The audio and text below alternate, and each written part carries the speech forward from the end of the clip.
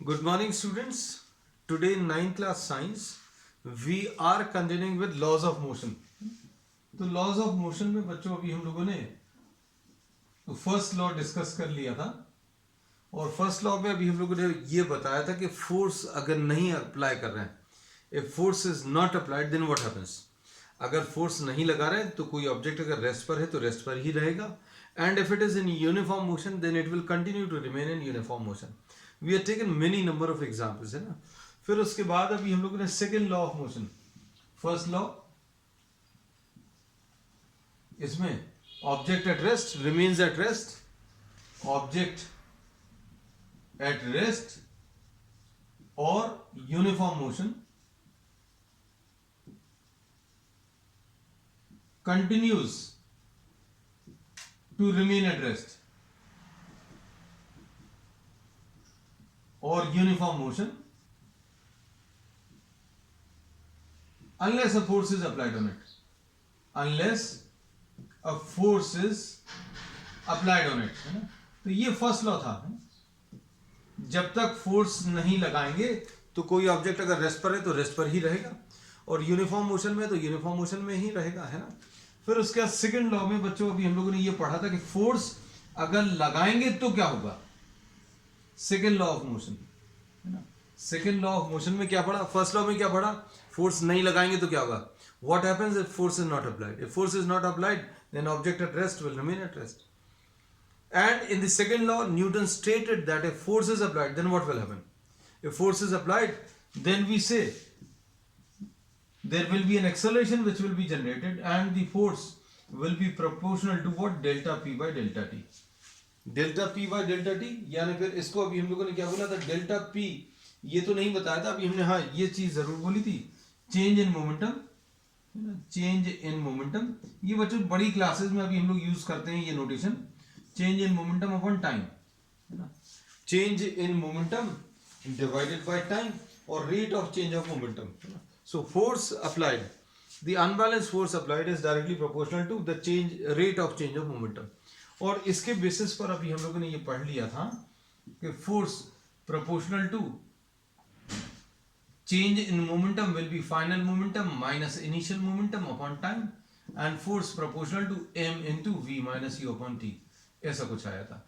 और इसको बच्चों अभी हम लोगों ने क्या लिख लिया था, force proportional to v minus u upon t, मतलब change in velocity divided by time, और change in velocity upon time यानी एक्सेलरेशन. तो force proportional to mass into acceleration और force is equal to k m a लिखा था, है ना. ये सारी चीजें हम एक क्विक रिवीजन ले रहे हैं, जो चीजें अभी हम लोग कर चुके हैं. इसमें हम लोगों ने एसआई यूनिट में एम की वैल्यू 1 kg लिया और ए की value 1 meters per second square, and the value or the unit of force is selected such that the value of k is also equal to 1. तो force is equal to mass into acceleration आया. अब इस पर base अभी हम लोग कुछ examples लिए थे, है ना. एक minute,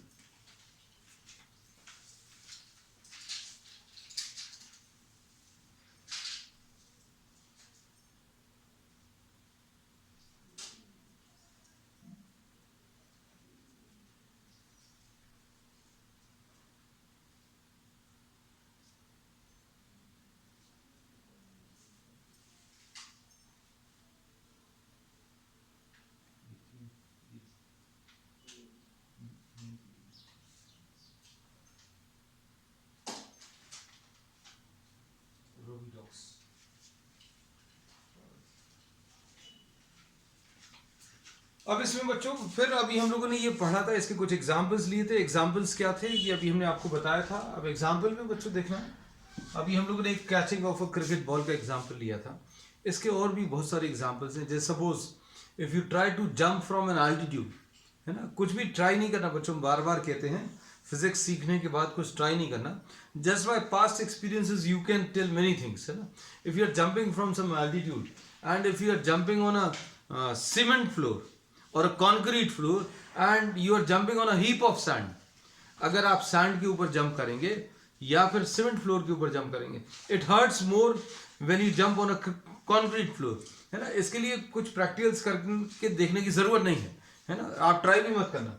so jumping from an altitude on a concrete floor के ऊपर या सीमेंट फ्लोर के ऊपर अगर आप जंप करें और फिर आप उसको आप जंप लें किसके ऊपर, एक हीप ऑफ सैंड के ऊपर, है ना, heap of sand, it hurts more in this case, यहां पर ये इट हर्ट्स मोर, है ना, यहां पर it does not hurt so much, लेकिन इसमें अभी हम लोग कहते हैं रीजन क्या है, तो reason is what the Newton's once again the second law.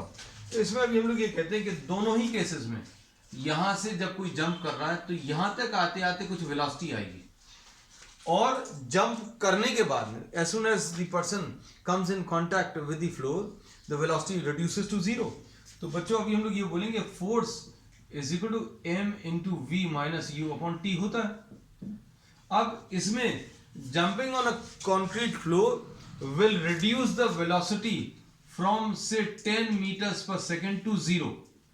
Suppose ये final velocity, suppose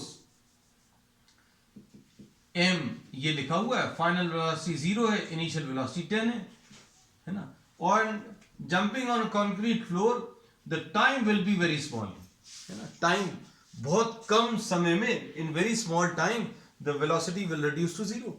but jumping on a heap of sand what happens, the time increases, ये टाइम जो है बच्चों बढ़ जाएगा। मोमेंटम को या वेलोसिटी को डिक्रीज होना, मतलब यहां तक आते आते वेलोसिटी 10 मीटर्स पर सेकेंड है, वेलोसिटी कितनी है बच्चों, 10 मीटर्स पर सेकेंड, और जंप करने के बाद वेलोसिटी 0, तो दोनों ही केसेस में फाइनल वेलोसिटी 0 रहेगी, लेकिन फाइनल वेलोसिटी को 0 बनाने में यहां पर टाइम बहुत कम रहेगा, here the time increases, and if you are increasing the time what happens, the force reduces. Suppose your weight cement floor पर बच्चों टाइम जो है 0.1 रहेगा, योर वेट मास है सपोज 50 इंटू -10 डिवाइडेड बाय 0.1, ऐसा कुछ आएगा। तो ये कितना हो जाएगा, देखो जरा आप देखकर बता सकते हैं, ये आ जाएगा 500 इंटू 10 यानी 5000 न्यूटन्स, इतना कुछ फोर्स आ जाएगा। So this is the force. What happens when you are jumping on a heap of sand, on a heap of sand, heap of sand पर, रेत के ढेर पर टाइम इंक्रीजेस, टाइम जो है बच्चों वो इंक्रीज हो गया,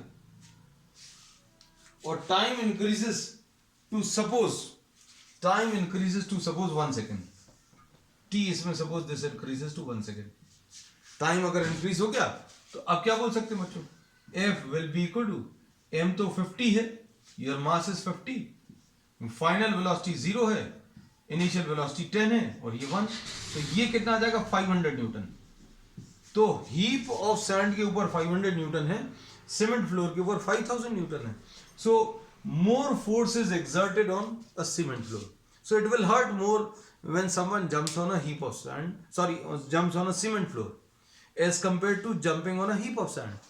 तो heap of sand में क्या हो रहा है, मोमेंटम चेंज में तो कोई फर्क नहीं पड़ने वाला, there will be no difference in what the change in momentum in both the cases, change in momentum same आएगा, but in on a heap of sand the time increases, और time अगर आप बढ़ा देंगे तो फोर्स कम आएगा। ये force अभी हमने कैलकुलेशंस करके बताया कम आ रहा है ना। अब इसके बाद बच्चों third law, next Newton's third law of motion.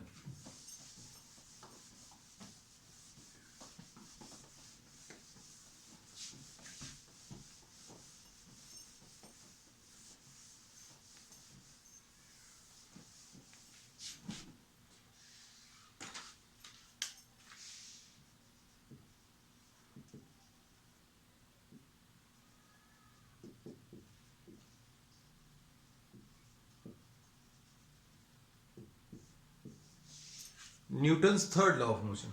तो Newton's third law of motion में बच्चों क्या कह सकते हैं, इसमें ये कहता है कि बहुत सिंपल सा रूल है, इसमें दो ऑब्जेक्ट्स इन्वॉल्व रहेंगे। पहली चीज, दो ऑब्जेक्ट्स कौन से होंगे ये भी हम आपको डिस्कस करेंगे। If one object exerts some force on another object, कोई एक ऑब्जेक्ट दूसरे ऑब्जेक्ट के ऊपर फोर्स अगर अप्लाई कर रहा है, then the second object applies an equal and opposite force on the first object, है ना। तो इसका बहुत अच्छा एग्जाम्पल है when players are playing football, है ना। तो while playing what happens, a man or a player strikes another player. तो जैसे ये स्ट्राइक करेगा बोथ गेट हर्ट. रीजन क्या है? इसने स्ट्राइक करते समय, मूव करते समय कुछ फोर्स एक्सर्ट किया, उसने रिएक्शन में अनइंटेंशनली दिस थिंग हैपेंस. जैसे ही अभी आप स्ट्राइक करोगे तो क्या होगा? आपने एक फोर्स एक्सर्ट किया, और जितना फोर्स आपने एक्सर्ट किया उतना ही फोर्स सेकेंड ऑब्जेक्ट ने फर्स्ट ऑब्जेक्ट के ऊपर अप्लाई किया. So we say that if the first object applies some force on the second object, then the second object also applies an equal and opposite force on the first object. This is what Newton's third law of motion है ना. तो Newton's third law of motion में क्या है? अब ये हम लोग सिंपल स्टेटमेंट अगर इसका बोले कि every action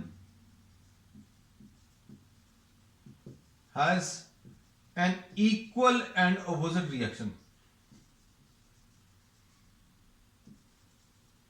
Every action has an equal and opposite reaction. तो इसका एग्जाम्पल अभी हम लोगों ने क्या दिया था?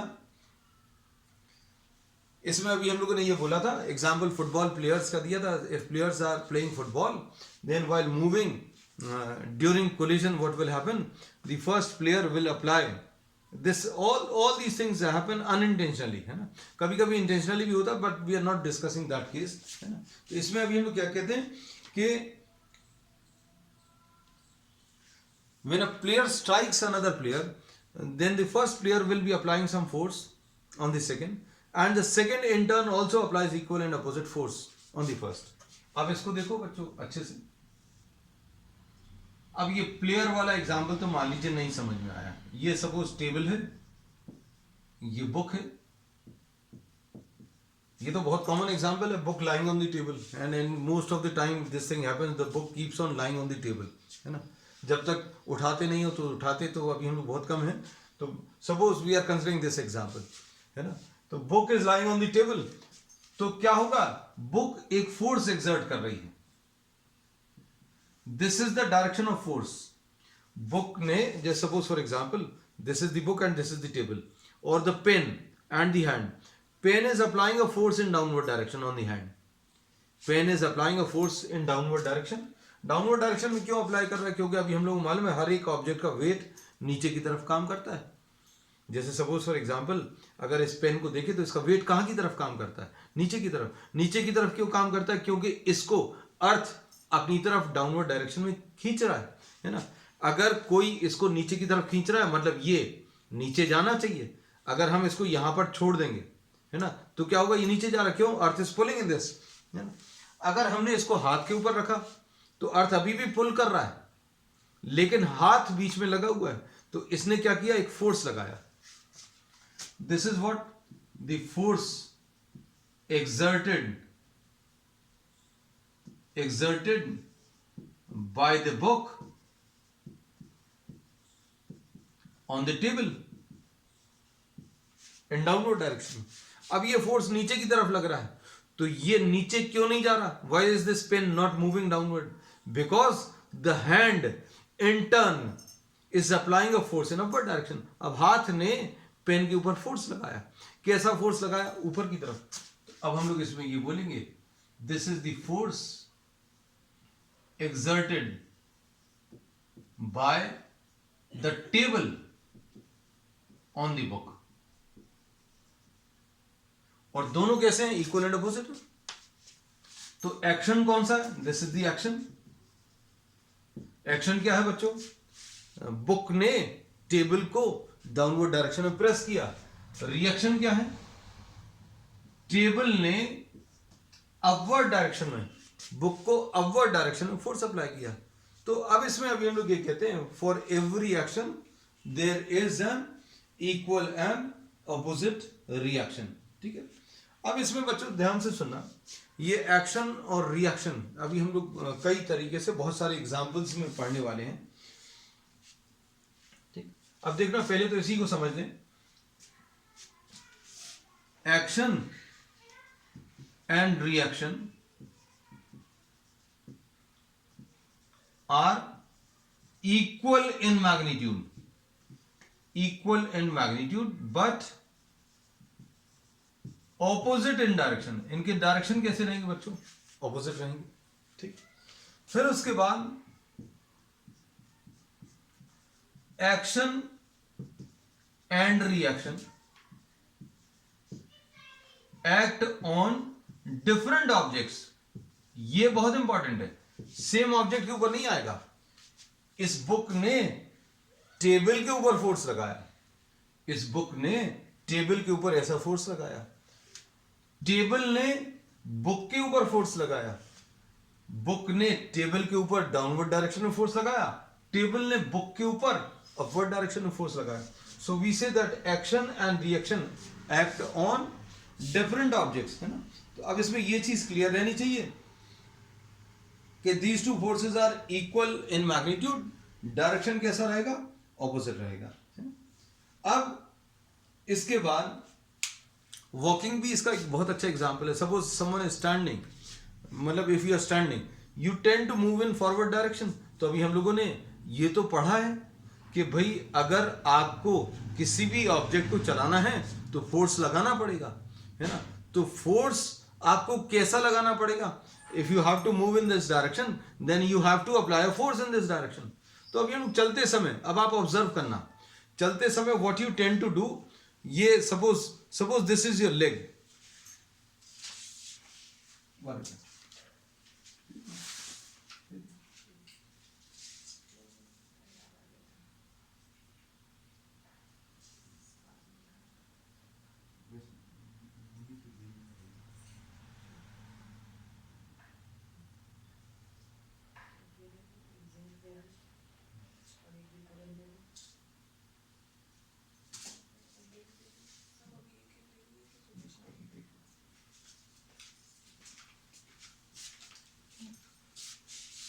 तो अब हम लोगों ने ये बोला suppose if a person is trying to move forward, suppose if you are trying to move forward then according to Newton's second law you have to apply a force in this direction।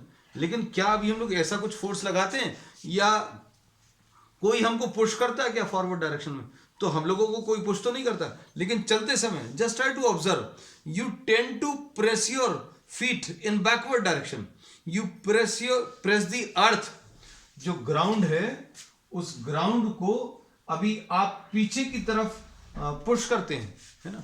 तो पीछे की तरफ suppose if you are trying to move then you are trying to push the ground in backward direction. और अगर आपने backward direction में push किया, suppose ये ऐसा कुछ, हमारा डायग्राम्स तो बच्चों अच्छे नहीं आएंगे,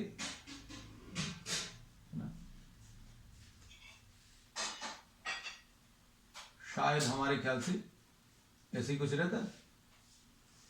You tend to what push the ground in backward direction and in turn what happens, the earth pushes you forward। तो इसमें भी एक्शन रिएक्शन पेयर है। आप चलते समय आपने ऐसा कुछ प्रेस किया पीछे की तरफ और अर्थ ने आपको आगे की तरफ पुश किया, इसी की वजह से आप आगे मूव करते हैं। इमेजिन करना अगर अर्थ की जगह सपोज यहां पर सपोज स्वैम्पी एरिया है, यहां पर गीली मिट्टी है ना, यहां कहीं पर suppose here you are having water, पानी है, तो पानी को अगर आप ऐसा कुछ पुश करोगे तो क्या पानी रिएक्शन देगा, नहीं देगा, आपका पांव जो है अंदर की तरफ चला जाएगा। गीली मिट्टी अगर यहां पर है तो क्या होगा, अंदर की तरफ एक्शन तो रहेगा लेकिन ये रिएक्शन नहीं मिल पाएगा, तो क्या होगा, you will not be able to move. तो मूवमेंट में भी अभी हम लोग कहते हैं एक्शन रिएक्शन पेयर काम करता है। इस वाले एग्जाम्पल में भी अगर आपने बुक की जगह सपोज टेबल की जगह एक बहुत पतला सा पेपर ले लिया, थिन काइट पेपर के ऊपर अगर आप एक बड़ा सा स्टोन रख दो तो एक्शन तो रहेगा नीचे की तरफ, लेकिन ये जो काइट पेपर है वो रिएक्शन नहीं दे पाएगा। अगर रिएक्शन नहीं दे पाएगा तो क्या होगा, नीचे की तरफ एक्शन तो आएगा, इक्वल एंड अपोजिट रिएक्शन नहीं आएगा, तो क्या होगा, the stone will tier the paper and move in downward direction. लेकिन हम लोग ऐसी कोई पोजीशन नहीं डिस्कस कर रहे हैं 9th क्लास में। अभी हम लोग सिर्फ ये पढ़ रहे हैं कि book lying on the table, we moving in forward direction will press the ground in backward direction, the ground will apply a reaction in forward direction and hence due to this reaction we will be moving in the forward direction। अब इसके बाद और भी examples हैं, बहुत सारे examples मिलेंगे बच्चों। सपोज पानी में, सपोज ये पानी में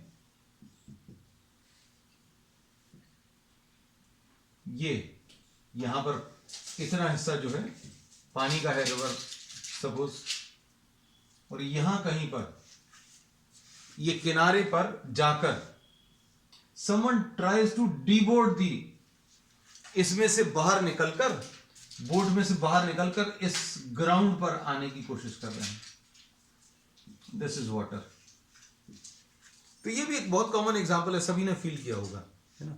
बोट में अगर आप बैठे हैं तो बोट जब किनारे पर आती है, then you try to deboard this boat, इसमें से बाहर आने की कोशिश करोगे तो क्या होगा, you will once again push the boat in backward direction. जब भी आप बाहर निकलोगे तो क्या होगा, you will apply a gentle push to the boat in backward direction. और वो फील होता है, कैसे फील होता है कि आप आगे की तरफ मूव किए, ये फॉरवर्ड डायरेक्शन का फोर्स हो गया, और जो रिएक्शन आया वो बैकवर्ड डायरेक्शन में, और इस रिएक्शन की वजह से जो बोट है that moves in backward direction.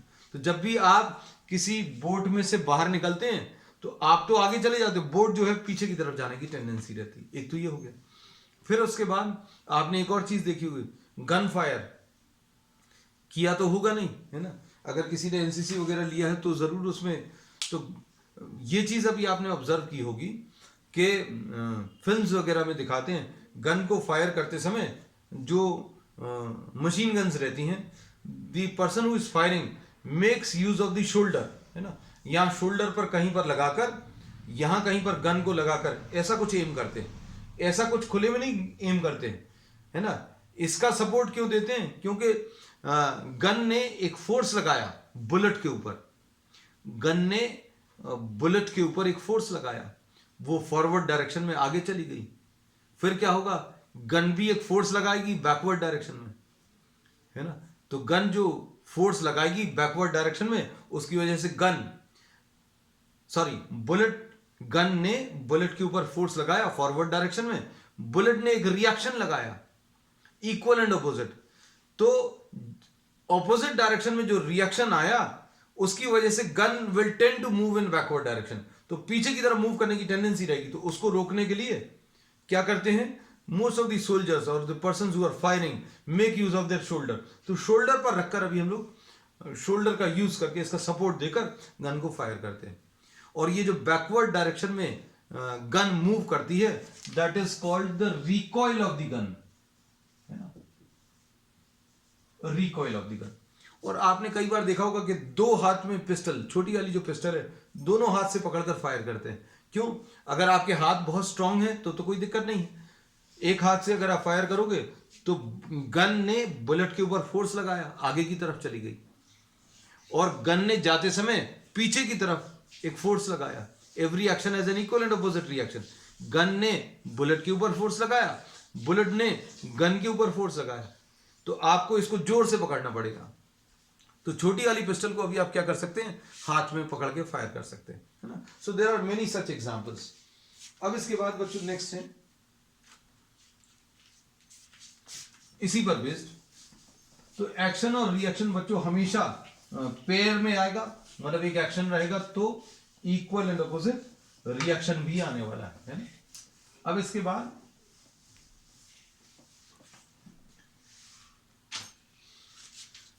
Next है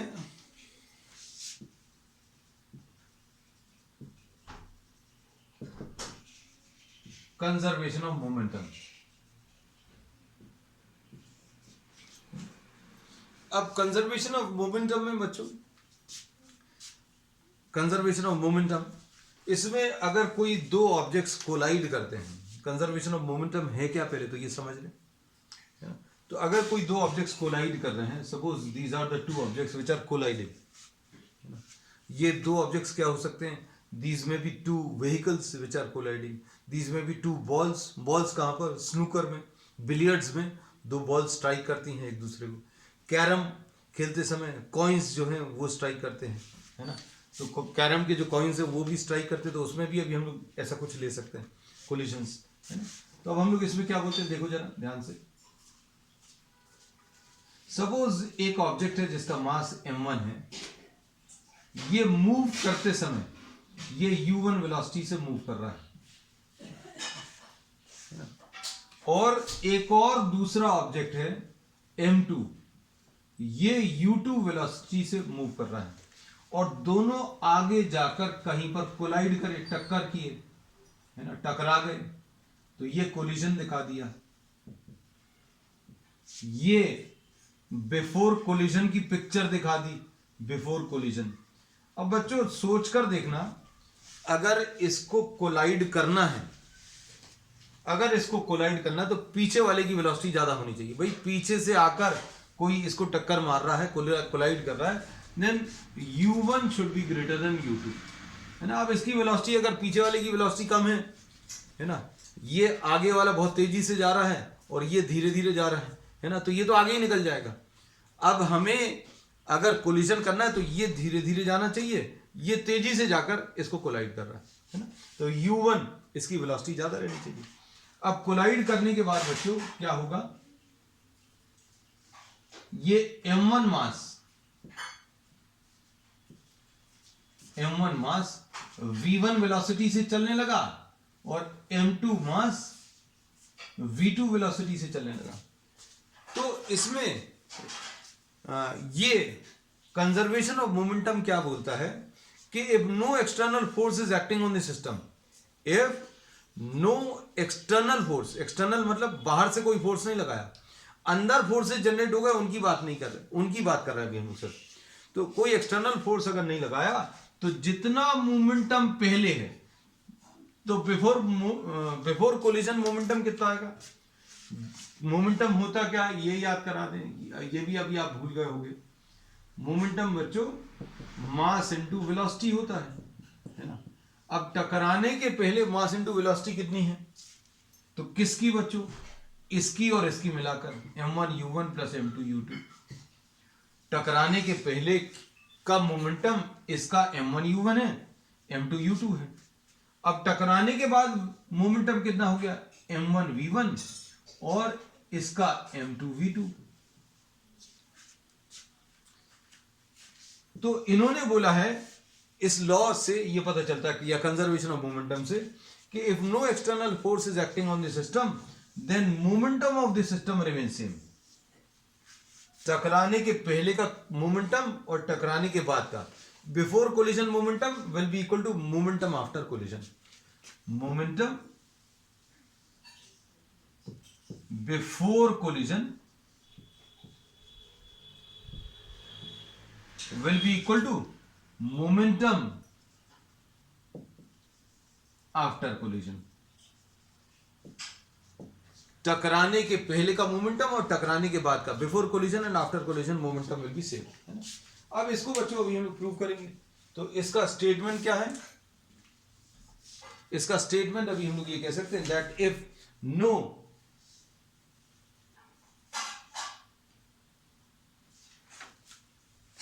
if no external unbalanced force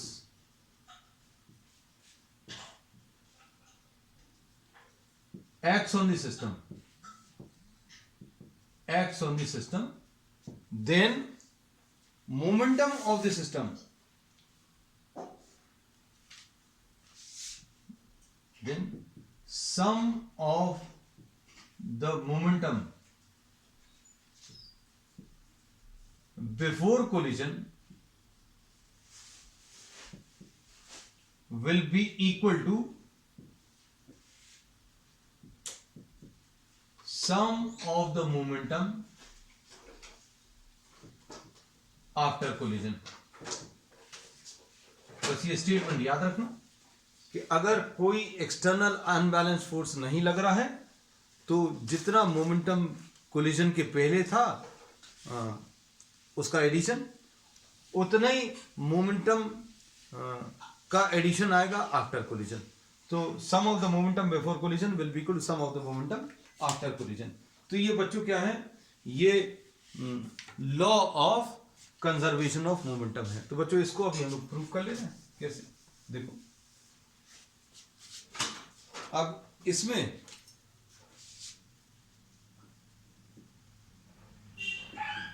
during collision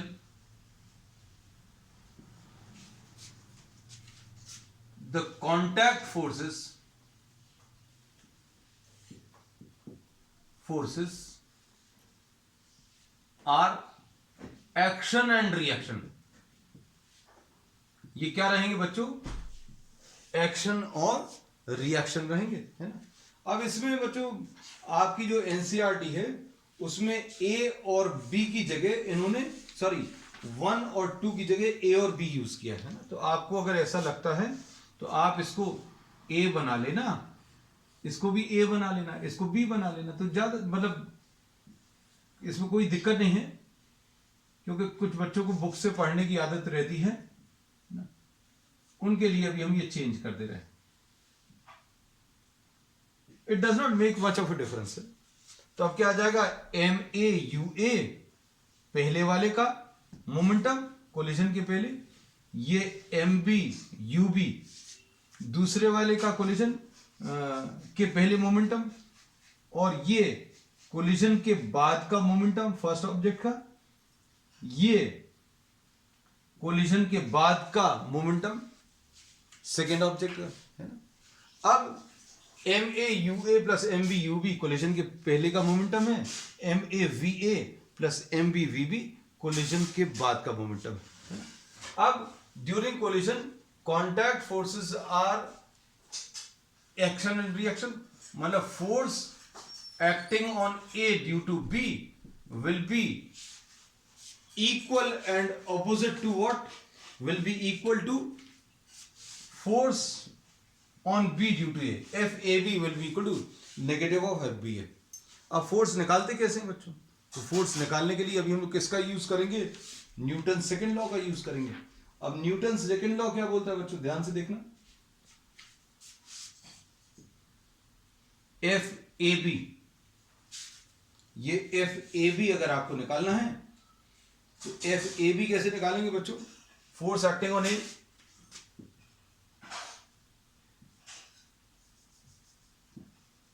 change in momentum of A upon time.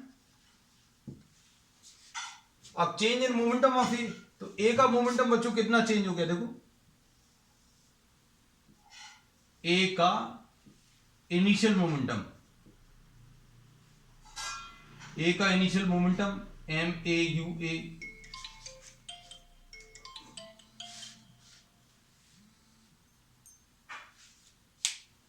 ए का initial momentum m A u A, फिर इसके बाद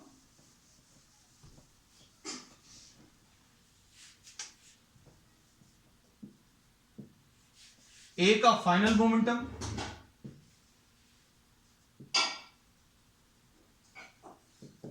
क्या आ जाएगा? फाइनल मोमेंटम देखो m A v A, change in momentum कैसे मिलेगा बच्चों?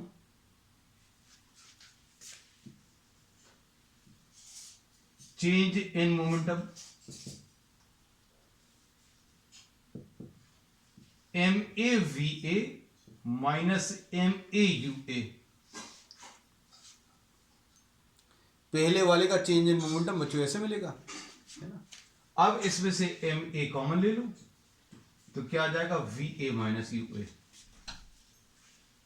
है ना। अब क्या लिखेंगे इसमें? चेंज इन मोमेंटम को m A into v A minus u A upon t. T is the time for which the collision takes place, मतलब कॉन्टैक्ट वाला टाइम, जितने समय में ये चेंज आया उस समय को अभी हम लोग टी से रिप्रेजेंट कर रहे हैं। ये एफ ए बी आ जाएगा, है ना, ये एफ ए बी आया। अब सिमिलरली, है ना, सिमिलरली अभी हम लोग क्या लिख सकते हैं? Similarly change in momentum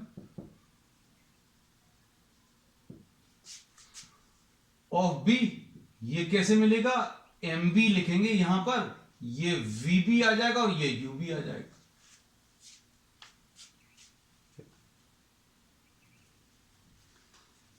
final momentum minus initial momentum, यही है। अब इसके बाद FBA कैसे मिलेगा? FBA will be equal to change in momentum, change in momentum of B divided by T। तो ये क्या आ जाएगा? MB, और क्या आ जाएगा? VB minus UB। अब V और U में अंतर रखना बच्चों, आप लिखने का तरीका जो है V और U सिमिलर नहीं होने चाहिए आपके, है ना। अब दोनों को अभी आप इसमें वैल्यूज रख दो। वैल्यूज रखेंगे तो क्या आएगा बच्चों? यहां कहीं पर अभी हम लिख दे रहे हैं नीचे, FAB की वैल्यू रखो। FAB की value MVA minus UA upon T is equal to, minus sign लिख दो, FBA लिख दो। FBA कितना है?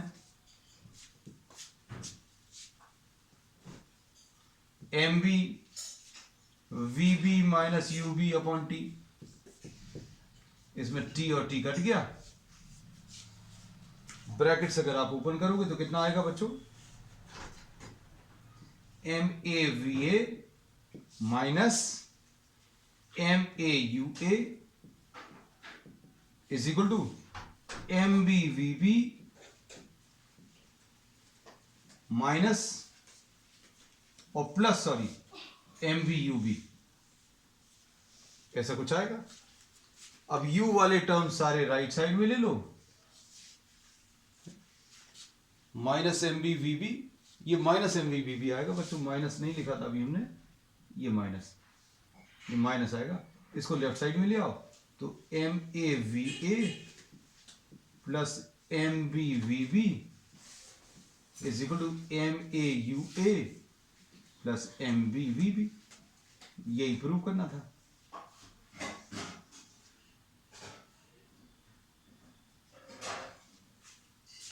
MAUA प्लस MBUB, तो यही चीज आपको प्रूव करनी थी। MAUA plus MBUB is equal to MAVA plus MBVB। वो बात अलग है, ये राइट हैंड साइड वाला पोर्शन पहले लिखा है और लेफ्ट हैंड साइड बाद में। So this proves what? The law of conservation of momentum. The law of conservation of momentum क्या कहता है? If any two objects are colliding then momentum of the system, मतलब इन दोनों का momentum before collision will be equal to momentum of the system after collision. तो बच्चों इसके एप्लीकेशंस जो है अभी हम लोग नेक्स्ट टर्न पर लेंगे। That's all for today. We will continue with numericals also, है ना। न्यूमेरिकल्स लेंगे जो भी बचा हुआ है chapter end exercise. So we will continue with the same topic next turn. That's all.